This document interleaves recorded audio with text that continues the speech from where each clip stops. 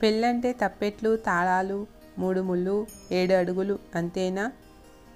పెళ్ళంటే 2 మనసుల కలయిక, 100 ఏళ్ల సాన్నిహిత్యం. పెళ్ళంటే ప్రమాణాలు, వాటికి కట్టుబడి ఉండడం. ప్రమాణాలకు కట్టుబడి ఉంటే ఆ సంసారం స్వర్గం. ప్రమాణాలను అతిక్రమిస్తే ఆ సంసారం నరకం. మానవ జీవితంలో అతి ముఖ్యమైన ఘట్టం వివాహం. ఆ సందర్భంలో వధూవరులతో పలికించే ప్రామాణిక మంత్రాలు, వాటి అర్థాలు తెలుసుకుందాం. జీవితంలో ఒకరితో ఒకరిని ఎక్కువ కాలం కలిపి ఉంచేది భార్యాభర్తల బంధం. ఆ బంధం పటిష్టంగా ఉండడానికి పెద్దలు కొన్ని మంత్రాలను నిర్దేశించారు. వాటినే లౌకికంగా పెళ్లినాటి ప్రమాణాలని చెబుతారు. ఆ ప్రమాణాలను త్రికరణ శుద్ధిగా ఆచరించిన దంపతుల సంసారం 3 పువ్వులు 6 కాయలుగా వర్ధిల్లుతుంది. ఆ బంధం నిండు నూరేళ్లు పవిత్రంగా పచ్చగా ఉంటుంది. వైవాహిక జీవితానికి మూలం. వివాహం అంటే స్వార్థ జీవితం కాదని, జీవితాన్ని ఆనందంగా గడపడమని మహర్షులు చెబుతారు. ఆధ్యాత్మిక సాంఘిక జీవితాన్ని బాధ్యతగా గడుపుతూ ఒకరితో ఒకరు సఖ్యంగా, చనువుగా, ప్రేమగా ఉండడమే దీని మూలమని పెద్దలు వివాహాన్ని నిర్వచించారు. సంప్రదాయ వివాహాలలో ముఖ్యంగా 9 అంశాలు ఉంటాయి. అవి సమావర్తనం, కన్యావరణం, కన్యాదానం, వివాహ హోమం, పాణిగ్రహణం, అగ్ని పరిచర్య, లాజహోమం, సప్తపది, నక్షత్ర దర్శనం. సమావర్తనం. పెళ్లి తంతులో అత్యంత ప్రధానమైన సమావర్తనం అంటే తిరిగి రావడం అని అర్థం. గురుకులంలో విద్య పూర్తయ్యాక చరితం బ్రహ్మచర్యోహం అనే శ్లోకాన్ని గురువుల అనుజ్ఞ కోసం పఠించి గురువు అనుజ్ఞతో గృహస్థాశ్రమం స్వీకరించడానికి సిద్ధపడడం. వివాహం చేసుకున్నాక గురువుకు ఇచ్చిన మాటను అతిక్రమించకూడదని ధర్మశాస్త్రం చెబుతుంది. గృహస్థ ధర్మాన్ని స్వీకరించేబోయే సమయంలో రాత్రి సమయంలో స్నానం చేయను, వస్త్రరహితంగా స్నానం చేయను, వర్షంలో తడవను, చెట్లు ఎక్కను, నూతులలోకి దిగను, నదిని చేతులతో ఈదుతో దాటను, ప్రాణ సంశయం ఏర్పడే సన్నివేశాలలోకి ఉద్దేశపూర్వకంగా ప్రవేశించను అని పలికిస్తారు. అంకురారోపణం. వివాహానికి ముందే కన్యాదాత ఈ కార్యక్రమం నిర్వహిస్తాడు. పంచపాలికలలో పుట్టమన్ను పోసి నవధాన్యాలను పాలతో తడిపి మంత్రయుక్తంగా వేసి పూజిస్తారు. ఇందులోని పరమార్థం, కొత్తగా పెళ్లి చేసుకుంటున్న దంపతులారా, భూమిలో విత్తనాలను వేస్తే పంట వస్తుంది కాబట్టి నేలతల్లిని నమ్మండి, పంట సంతానాన్ని పొందండి అని ధర్మసింధు చెబుతుంది. కన్యావరణం. కన్యను వరించడానికి రావటాన్ని కన్యావరణం అంటారు. మంగళవాద్యాల నడుమ వధువు ఇంటికి వచ్చిన వరుడిని వధువు తండ్రి గౌరవంగా ఆహ్వానించి మధుపర్కం ఇస్తాడు. మధుపర్కం. మధుపర్కం అంటే తీయని పానీయం అని అర్థం. కొన్ని చోట్ల బెల్లంతో చేసిన పానకం ఇస్తారు. వరుడికి తేనె, పెరుగు, బెల్లం కలిపిన మధుర పదార్థం తినిపించాక మధుపర్క వస్త్రాలను ఇస్తారు. ఎదుర్కోలు సన్నాహం. ఇరుపక్షాల వారు శుభలేఖలు చదివి ఒకరికొకరు ఇచ్చుకొని పానకం అందజేస్తారు. కన్యాదానం విధి. వధువు తండ్రి తన కుమార్తెను మరో పురుషుడికి కట్టబెట్టడమే కన్యాదానం. కన్యాదానం చేసేటప్పుడు వల్లించే మంత్రాలు. కుమారుడితో సమానంగా పెంచుకున్న ఈ కన్యను నీకు ఇస్తున్నాను, నీవు ప్రేమాభిమానాలతో కాపాడుకో.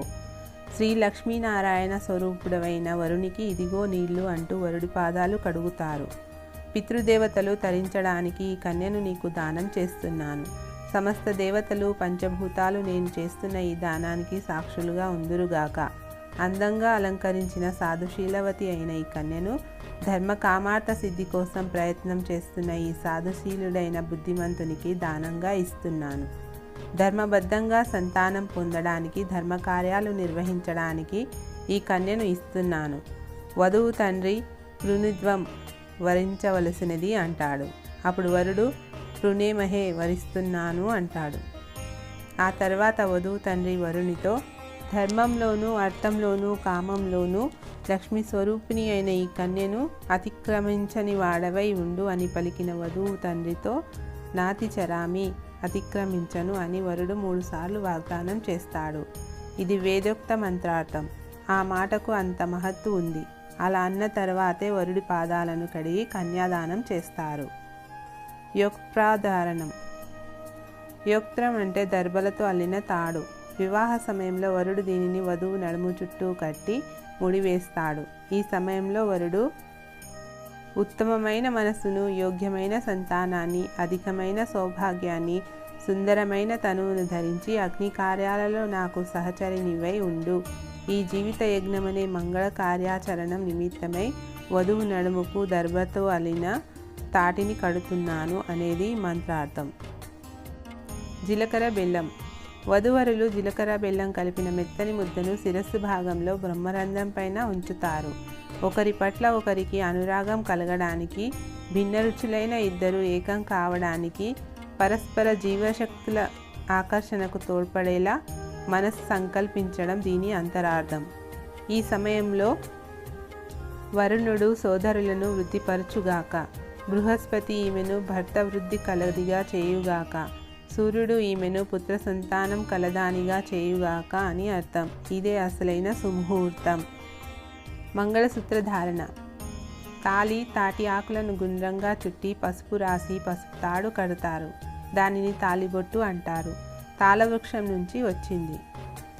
వరుడు వధువు మెడలో మంగళసూత్రాన్ని ముడివేస్తూ ఈ క్రింది మంత్రాన్ని పఠించాలి. మాంగళ్య తంతునా అనేన మవ జీవన హేతునా కంటే బధ్నామి సుభగే త్వం జీవశరదాశతం. నా జీవనానికి హేతువైన ఈ సూత్రాన్ని నీ కంఠాన మాంగళ్యబద్ధం చేస్తున్నాను. నీవు 100 సంవత్సరాలు జీవించు అని దీని అర్థం. పాణిగ్రహణం. ధ్రువంతే రాజా వరుణో ధ్రువం దేవో బృహస్పతిం ధ్రువంత్ర ఇంద్రశ్చగ్నిచ్చ రాష్ట్రం ధారాయతం ధ్రువం. చంద్రుడు మనస్సు, బృహస్పతి కాయం, అగ్నిహోత్రుడు వాక్కు, వీరు ముగ్గురి నుంచి బతిమాలి వధువును తీసుకువస్తాడట వరుడు. అంటే త్రికరణ శుద్ధిగా కాపురం బాగుంటుంది అని అర్థం. కన్య పుట్టగానే కొంతకాలం చంద్రుడు, కొంతకాలం గంధర్వుడు, కొంతకాలం అగ్ని కాపాడుతారట. ఆ తర్వాత వారి ముగ్గురిని అడిగి వరుడు వధువును తీసుకువస్తాడట. సోముడు నిన్ను గంధర్వుడికిచ్చాడు, గంధర్వుడు అగ్నికిచ్చాడు, నేను నిన్ను కాపాడవలసిన 4వ వాడను అని అభిమంత్రించి పెళ్లి కూతురు చేయి పట్టుకుంటాడు. ఇదే పాణిగ్రహణం. తలంబ్రాలు. దీనినే అక్షతారోహణంగా చెబుతారు. అక్షతలు అంటే నాశం లేనివి. వీరి జీవితం కూడా నాశనరహితంగా ఉంటుందని చెప్పడం కోసమే ఈ తంతు. ఇందులో ముందుగా ఒకరి తర్వాత ఒకరు కొన్ని మంత్రాలు ఉచ్చరించాక వేడుక ప్రారంభం అవుతుంది. సంతానం, యజ్ఞాది కర్మలు, సంపదలు, పశు సంపదలు కలగాలని భార్యాభర్తలు వాంఛిస్తారు. సప్తపది. 7 అడుగులు నడిస్తే సంబంధం దృఢపడుతుందట. ఈ 7 అడుగులు 7 జన్మల అనుబంధాన్ని ఇస్తుంది. వరుడు వధువును చేయి పట్టుకొని అగ్నిహోత్రానికి దక్షిణంగా కుడికాలు ముందుకు పెడుతూ 7 మంత్రాలు చెబుతాడు. ఇదే సప్తపది. ఇందులో వరుడు వధువుని 7 కోరికలు కోరతాడు. అన్నం, బలం, ప్రతిఫలం, వ్రతాధికం, పశు సంపద, సంతానం, ఋషుల అనుగ్రహం కలగాలని ఒక్కో అడుగు వేస్తూ చదువుతారు. ఈ మంత్రాలను త్రికరణ శుద్ధిగా వల్లిస్తూ అందులోని పరమార్థాన్ని అర్థం చేసుకోవాలని, పెళ్లినాడు చేసే ప్రమాణాలను అతిక్రమించకూడదని, వీటి కోసం ఎన్ని కష్టాలనైనా ఎదుర్కోవడానికి సిద్ధంగా ఉండాలని మహర్షులు చెప్పారు. ప్రమాణాలను నిలబెట్టుకున్న నాడు వివాహ వ్యవస్థ పటిష్టంగా ఉంటుందనే పెద్దల వాక్కు ఆచరణీయం. కొత్త బంధాలు, పరిచయాలు. మానవ జీవితంలోని అన్ని సంస్కారాలలోకి అతి ముఖ్యమైనది వివాహం. దీనితో 2 జీవితాల బంధం ముడిపడి ఉంటుంది. 3 ముళ్ళ బంధంతో వివాహ జీవితం కొనసాగుతుంది. వివాహంలో అతి ముఖ్యమైన ఘట్టాలు స్నాతకం, కాశీయాత్ర, కన్యాదానం, శుభముహూర్తం, మంగళసూత్రధారణ, తలంబ్రాలు, సప్తపది, అరుంధతి దర్శనం. ఈ కార్యక్రమాలు పురోహితుల వేదమంత్రాల మధ్య, బంధుమిత్రుల శుభాశీస్సుల మధ్య వైభవోపేతంగా జరుగుతుంది. వివాహంతో ఇరు వర్గాల బంధువుల మధ్య కొత్త పరిచయాలు, కొత్త బంధాలు, అనుబంధాలు కలుగుతాయి. ఆత్మల అనుసంధానం. మానవుడు కడుపులో ఉన్నప్పటి నుంచి తను చాలించే వరకు మొత్తం 16 కర్మలు ఉంటాయి. వాటిల్లో వివాహం అతి ప్రధానమైనది. స్త్రీ పురుషులు కలిసి ధర్మార్థ కామ మోక్షాలను సాధించుకోవడమే వివాహ పరమార్థం. జీవిత భాగస్వామి వ్యవస్థ నుంచి 2 ఆత్మలుగా ఏకమవ్వడమే వైవాహిక జీవితం. పెళ్లితో స్త్రీ పురుషుల అనుబంధానికి నైతికత ఏర్పడుతుంది. లౌకికంగా ఏర్పడే అన్ని బంధాలలోకి వివాహ బంధం అతి ముఖ్యమైనది, పవిత్రమైనది. పెళ్లి వెనుక ఉన్న సృష్టి రహస్యం, పెళ్లి పేరుతో జరిగే మంత్రోచ్చరణలు అన్నీ కలిసి దంపతులను సృష్టికారకులుగా నిలబెడుతున్నాయి.